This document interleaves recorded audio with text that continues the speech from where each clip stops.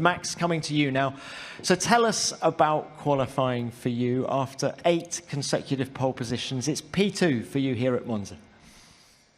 So now you do count my Spa pole. Okay. Yeah, I think it was just very tight. You know, you could see Q1, Q2, Q3. Yeah, it was every run. You could see that, you know, we were very closely matched. And I think this weekend for us, especially from my side, I think Friday it was a little bit more tricky, but I think we can't really complain. I had like so many weekends in a row where we put the car on the track and it has been like easy going. It has been really well set up, and it seemed like here was just a little bit more difficult to find the right trade-off for downforce for us. But I was very happy this morning. I thought the car was working well on one lap and on the long run as well. So yeah, I'm happy with second, to be honest. I mean, here in Monza, it's always very tight. Sometimes you might, you know, jump ahead. Sometimes you're just behind. But I'm confident for tomorrow. How good was that final lap in Q3? It was good, just pushing as hard as I could.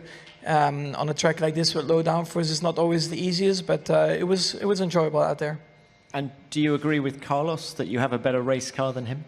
I mean, so far this year, yes. So hopefully it will be the same tomorrow. From race fans, question for Max. How surprised are you by their pace? Carlos has been on it all weekend. It's been quite an impressive performance. Not really surprised. I mean, they were quick also last year. Also, when you look at their rear wing, it seems like it's quite well optimized for Monza, where I think our wing, especially for one lap, is maybe not the best optimization, but for the race, normally it should be better. So yeah, I mean, nothing shocking, to be honest. This is the second weekend with the ATA. I know you were not fond of it in Hungary. At least we saw some more running here in Monza. But what are your thoughts on it? Also, the FIA will review it after this weekend and look at it for 2024. But what are your thoughts on it so far? For me, it's not necessary. It doesn't really change anything. The quickest cars are anyway at the front. And normally also the quickest cars on the harder compounds are even better. So it probably makes it even worse for the teams in the back. Last week, Fernando said that he thought about being in front of you and he would have put himself in danger leaving Zandvoort. Do you think that going P2 tomorrow could be the best for you to go out of the track tomorrow night? Oh, no, I don't think like that. I'm only here to win, and then we'll figure out what happens leaving the track. But you know, the fans, they of course support Ferrari, and of course they will always want to see a red car win, but they are also sensible, you know, they are not hooligans, so it's all okay. Can also go in a helicopter if not. Yeah, I'll just barge through it. They have to run out of the way, so it will be okay. No, I'm joking. It will be fine. Max, very well done. 10 wins in a row. No one has ever done that before. What does this record mean to you? Yeah, I think, of course, it's something you don't expect to happen. Yeah, I never thought in the beginning of the season that something like this was possible. So, yeah, very proud, but also just very happy with, I think, the race in general. We had good pace again. We could look after our tires. It was quite a interesting little battle in the beginning, you know, to try and get a move into turn one, but we just didn't have the top speed to do so.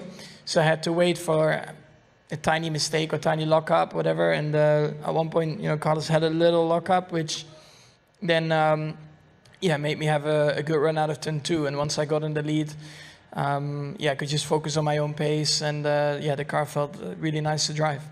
Max, I'm sorry to drag you back to this record, but other drivers have won races, other drivers have won world championships, but no one has done what you've just done. That's correct. No, honestly, I'm just, yeah, very proud also of, you know, the whole team effort the whole year already. I mean, what we are doing at the moment, you know, winning every race this year is something that, yeah, we definitely are enjoying, because I don't think these kind of seasons, you know, they come around very often. And that's the same, of course, with winning 10 in a row. Any messages from Sebastian Vettel prior to the race or even since the race? No, I mean, I haven't had my phone yet, so we'll check later. And Carlos, coming to you now.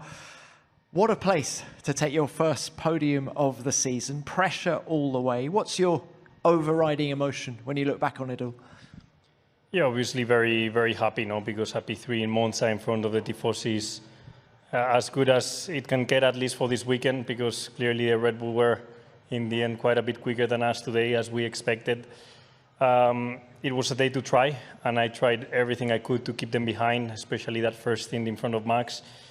It probably nearly cost me a podium because it meant that I was wearing a lot of my tires and using the tires more than probably what I would have liked, and making me very vulnerable towards the end of the stints, and always under a lot of pressure by Max first, then Checo, then Charles, and yeah, in the end I could make it on 2P3 because we made it, but it was a tough one, a very tough one. Ronald Vording, motorsport.com. Question to all three, starting with Max, please. It's basically a follow-up on the DRS question.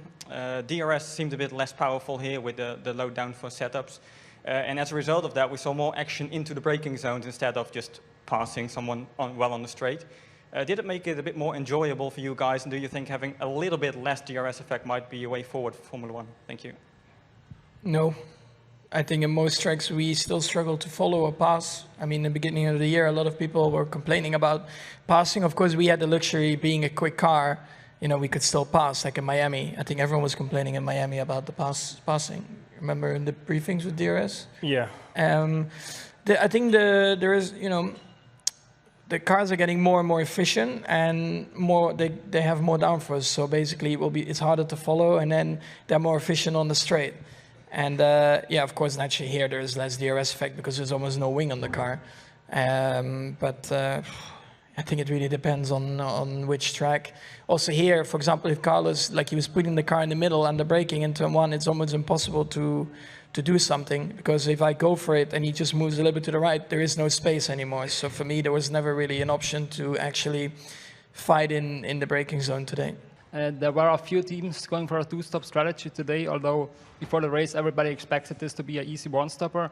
Was there more tire degradation than you expected before the race, or was it in line with your expectations? Thank you. I think today was a bit warmer, so for sure there was a little bit more deck, I guess. But also for me it was a bit difficult to compare, because on Friday I ran a different setup than what I did yesterday. So I still had to see a little bit in the race how everything was going. And of course the first 15 laps behind Carlos, of course, hurts your tires a little bit more. But then once I was in clean air, it was very clear that for us it was for sure a one-stop. But possibly a little bit more deck than it was on Friday. But then again, on Friday we never really got to do a lot of laps in a row because of red flags and stuff. Very well done to all three of you. We will leave it there. See you in Singapore.